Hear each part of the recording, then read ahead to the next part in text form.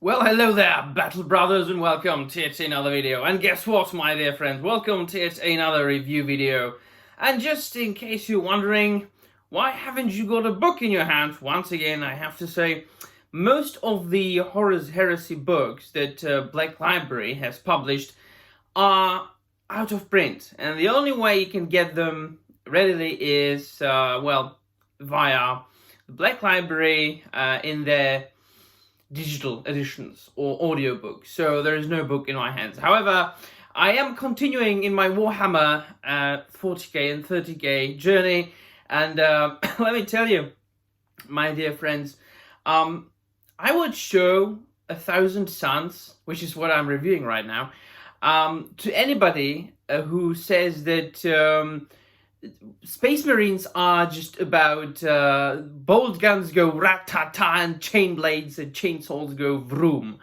Because, and I have stated that multiple times in my videos, that reading about the different legions of Astartes, and then of course later in 40k, the chapters, is extremely fascinating experience. And quite obviously, they're all very different from each other. As as well as they are, well, all very similar to each other. Of course, their different characteristics and their character traits and quirks, of course, come from the respective primarchs that they come from, that, they have got their gene seed from. And reading about, the Thousand Suns was both a fascinating read in that they are very much different from all the other legions in the Horus Heresy times, but also it was one of the books that really made you feel emotional. Now, it is obvious, and it must be obvious to everybody who has read at least a couple of books about the Astartes, and at this point I've read a lot. It's all very much about brotherhood once again, about honor, about staying faithful to your chapter, to your legion, to your battle brothers, and just going to the extremes, performing superhuman, and they are all superhuman, obviously, superhuman deeds just to honor your legacy, honor your Primarch, honor your brothers. And especially then, the story of 1,000 Suns is extremely tragic.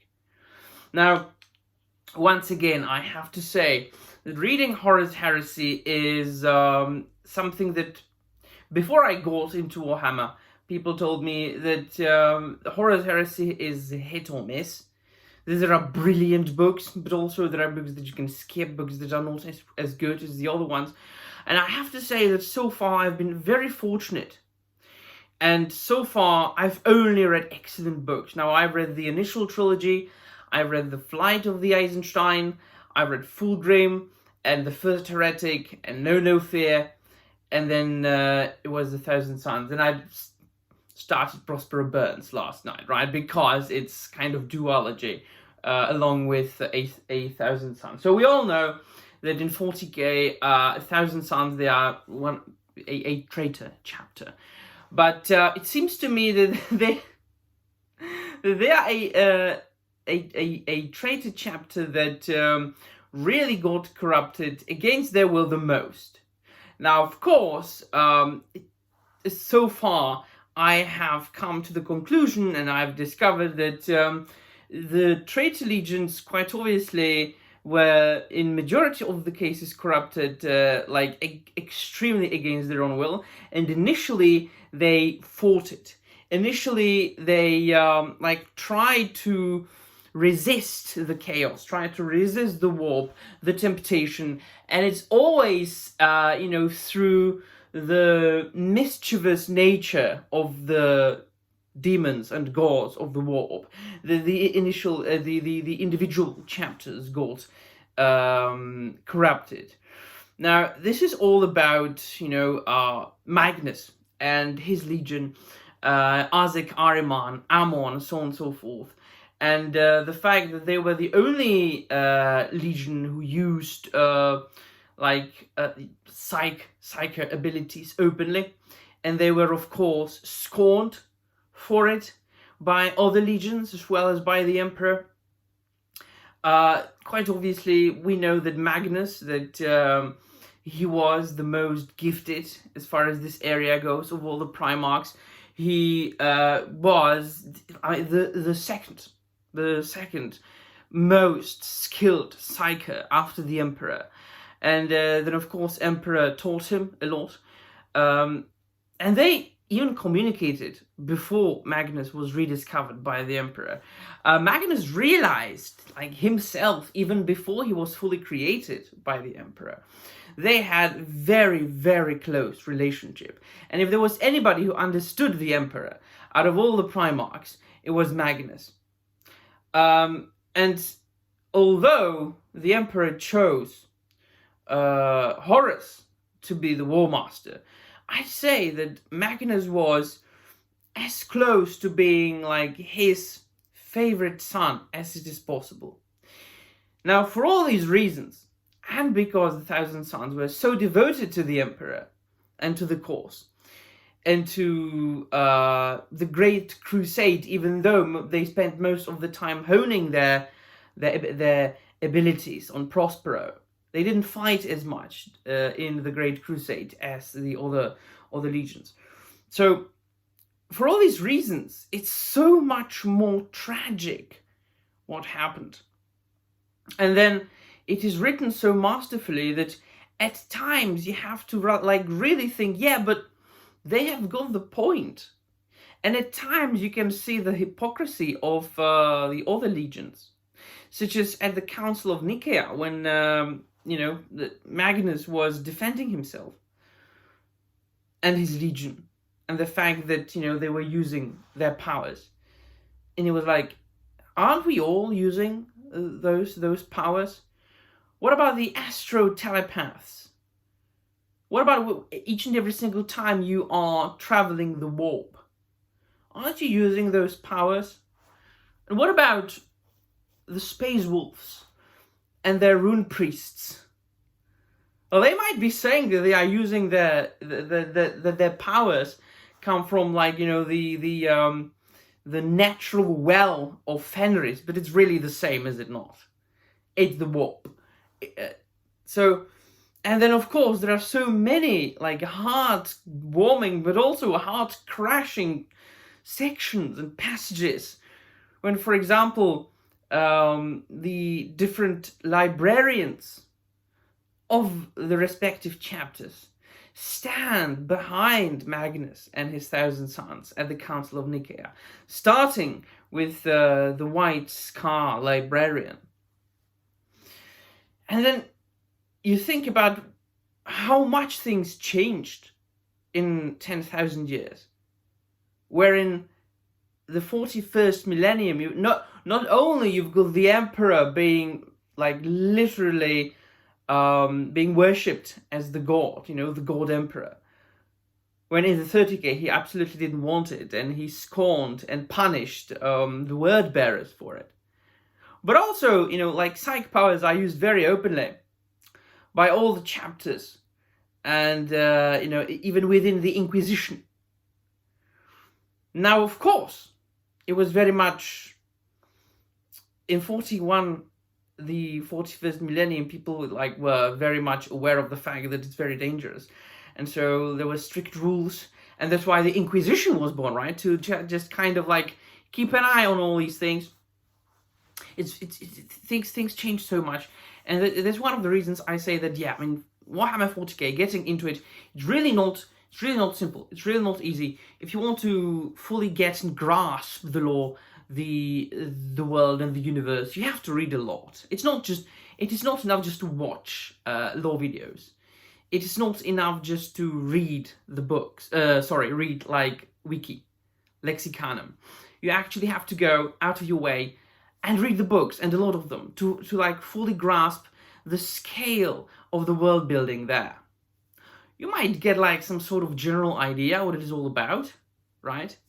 but you will like it's the same with everything, really. It's like, you know, with Tolkien, watching the films, reading wiki is not the same as reading everything that Tolkien wrote. And it applies here even more, because Warhammer 40k is such a grand thing, being built in the span of decades by like dozens of writers, novelists, so on and so forth. You know, and then you have to gather information from all the novels, but also short stories and novellas and audiobooks, but the codexes as well, and, you know, the supplemental material. But it's worth it, like 100%.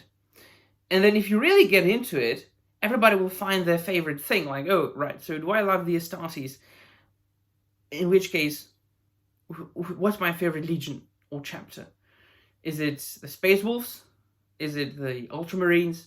Is it the Dark Angels? Is it some of the traitor legions like the 8,000 Suns? So, man, Space Wolves, right? I was looking forward to reading about Leman Russ so much, because from the get-go, from, you know, just when I started with Warhammer 40k over half a year ago, I knew that Space Wolves were going to be my favorite chapter, because I have always, and you know that if you've been following my channel, I'm a fanatic of Old Norse mythology, and I studied Old Germanic literature at university, so, you know, I'm very much into these things. And after, you know, discovering that they are really like Vikings in space, I went, yeah. And I'm also a simple guy, and I appreciate Leman Russ for what he is. I mean, you can have Horus, and you can have Magnus, and you can have, you know, such complex characters as I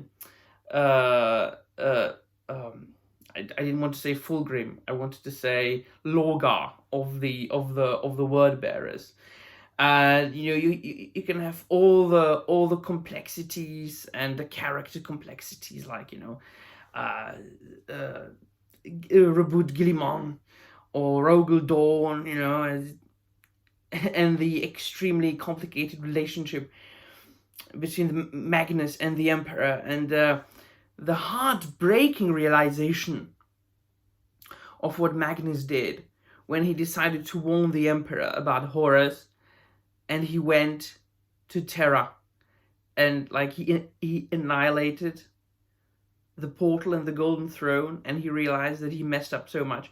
So you can have all those very complex and heartbreaking stories, but you got Leman Russ. I mean, the avatar of war, just this extremely savage god of war, just annihilating everything and anything that comes between him and his goal, and you gotta love him the most. It's so badass. It is so simple. It's really, the beauty there is in its simplicity.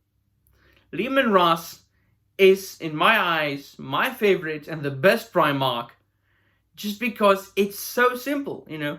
The things are very simple about him. But also, it is hinted upon the fact that he's not as savage and as simple as everybody thinks. I haven't read about Leman Russ in any other book where he would, like, appear as a character in person.